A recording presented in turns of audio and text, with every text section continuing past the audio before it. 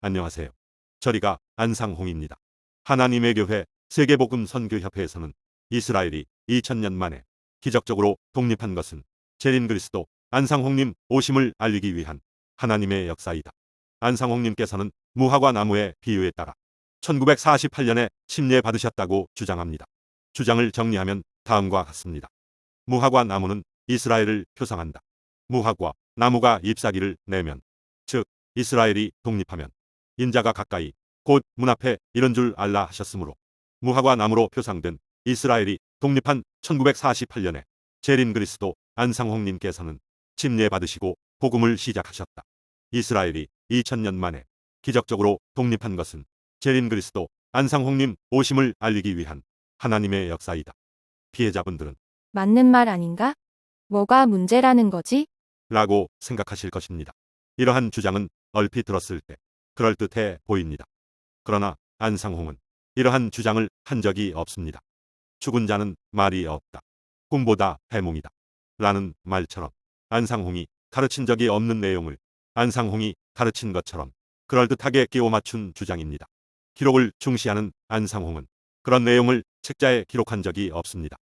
하나님의 비밀과 생명수의 샘 책자 제1장 예루살렘 회복과 40년의 예언에 안상홍이 무화과 나무의 비유에 대하여 자세하게 기록하였습니다. 이 책자를 통해 안상홍이 말한 무화과 나무의 비유가 무엇인지 확실하게 알아보겠습니다.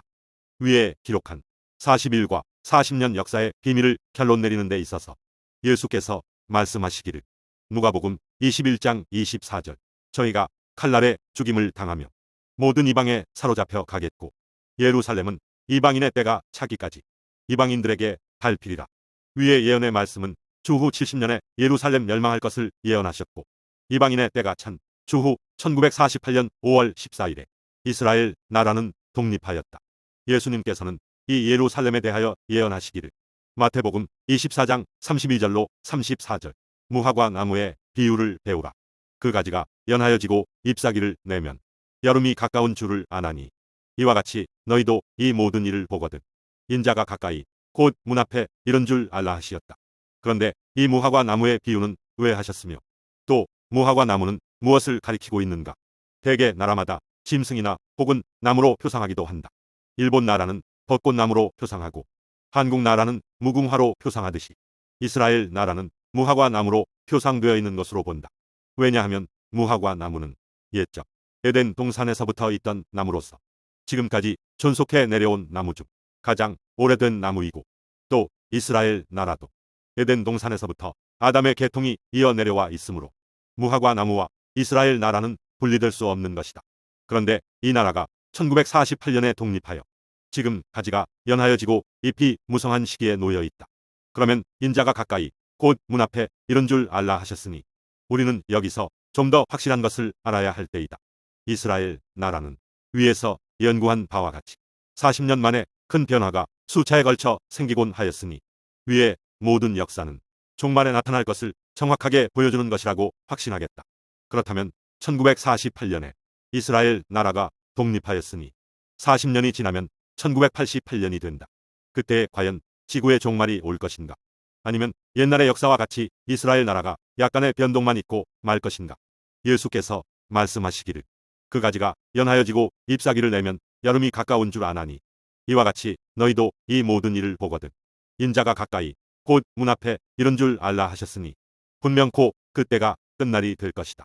욥기 14장 5절 그날을 정하셨고 그 달수도 주께 있으므로 그 제한을 넘어가지 못하게 하셨사온즉 하셨다. 이 40년의 예언은 이것뿐만 아니라 이 책에 기록되어 있는 암행어 사러 오시는 다윗 왕의 예언과 멜기세덱의 반차가 무엇인지 상세하게 기록되어 있으니 연구하시면 마지막 때를 정확하게 알게 될 것이다. 확실하게 하기 위해 길더라도 관련된 기록 전부를 말씀드렸습니다. 이제 정리해서 말씀드리겠습니다.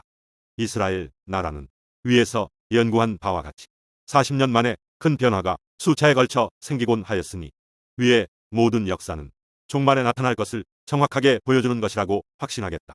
그렇다면 1948년에 이스라엘 나라가 독립하였으니 40년이 지나면 1988년이 된다.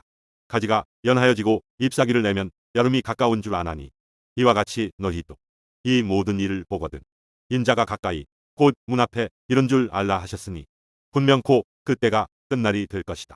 안상홍의 주장을 요약하자면 이러합니다. 이제 안상홍의 주장을 정리해 보겠습니다.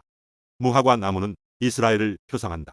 무화과 나무가 잎사귀를 내면, 즉 이스라엘이 독립하면 인자가 가까이 곧 문 앞에 이른 줄 알라 하셨고, 이스라엘은 40년 만에 큰 변화가 수차에 걸쳐 생겼다.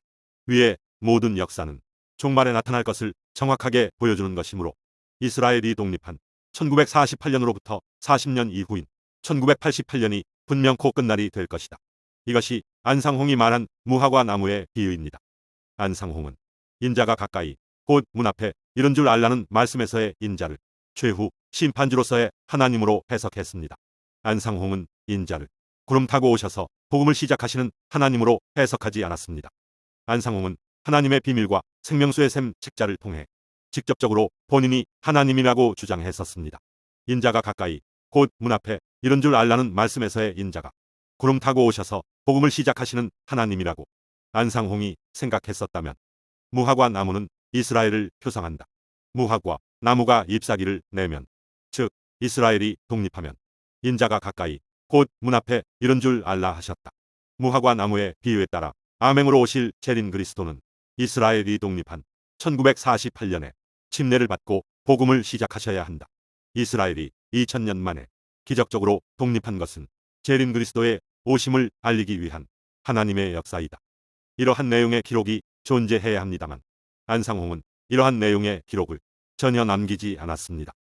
무화과 나무의 비유는 왜 하셨으며에 대한 답으로 이스라엘이 독립하면 인자가 가까이 곧 문 앞에 이른 줄 알라 하셨으므로 이스라엘은 40년 만에 큰 변화가 수차에 걸쳐 생겼다는 내용과 결부시켜 분명코 1988년이 끝날이 될 것이라고 기록하였을 뿐입니다. 하나님의 비밀과 생명수의 샘 책자에서 무화과 나무의 비유에 대한 기록은 이것이 유일합니다. 다른 안상홍의 기록을 찾아보더라도 친필 노트 11권 40년의 예언에서 비슷한 내용의 기록을 남겼을 뿐입니다. 이스라엘의 독립에 대하여 하나님의 비밀과 생명수의 샘 책자에 안상홍이 어떤 기록을 남겼는지 살펴보겠습니다. 우리는 무엇 때문에 그들의 역사와 성공을 말하며 그들의 시온성의 회복을 설명하고 있는가 하면 거울과 실물에 대한 진리를 찾고자 함이니 현재 육신적 이스라엘 백성들의 역사와 시온성의 회복은 영적 이스라엘 백성들의 당할 그림자로 되어 있기 때문에 현재와 이 앞에 남아있는 영적 이스라엘 백성들의 시온성의 회복을 알고자 하시는 분은 거울에 비추어진 이스라엘 역사를 봄으로 알게 될 것이다.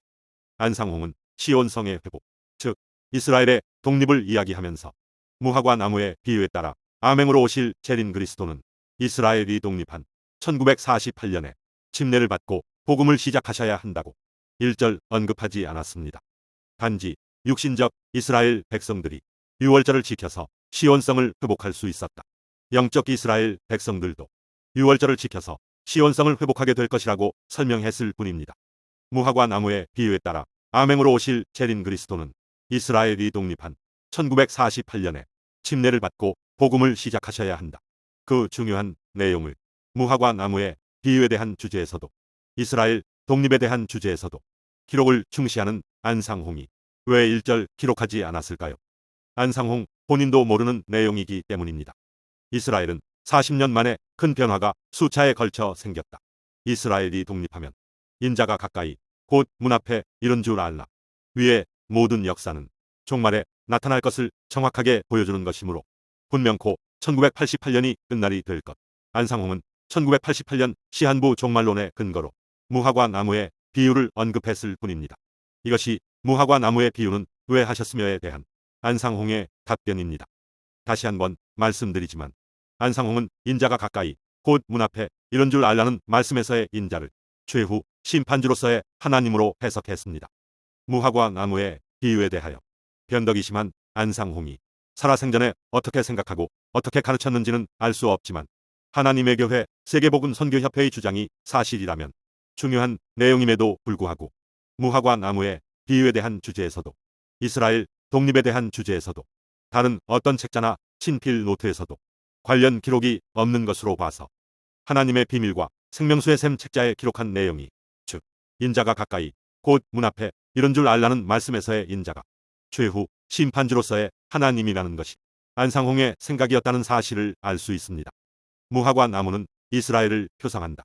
무화과 나무가 잎사귀를 내면, 즉 이스라엘이 독립하면 인자가 가까이 곧 문 앞에 이런 줄 알라 하셨으므로 무화과 나무로 표상된 이스라엘이 독립한 1948년에 재림 그리스도 안상홍님께서는 침례 받으시고 복음을 시작하셨다. 이스라엘이 2000년 만에 기적적으로 독립한 것은 재림 그리스도 안상홍님 오심을 알리기 위한 하나님의 역사이다. 하나님의 교회 세계복음 선교협회의 주장이 얼마나 간교한 주장이었는지 이제는 보이실 것입니다. 안상홍님께서는 무화과 나무의 비유에 따라 1948년에 침례 받으셨다는 하나님의 교회 세계복음 선교협회의 주장은 안상홍이 가르친 적이 없는 내용을 안상홍이 가르친 것처럼 그럴듯하게 끼워 맞춘 주장입니다. 안상홍은 이러한 주장을 한 적이 없습니다. 안상홍 본인도 모르는 주장입니다. 뿐만 아니라 예언에 아무런 증언도 없고 성취함도 없었던 안상홍은 하나님이 아닙니다. 안상홍 피해자 여러분, 이제는 삶을 되찾으셨으면 좋겠습니다.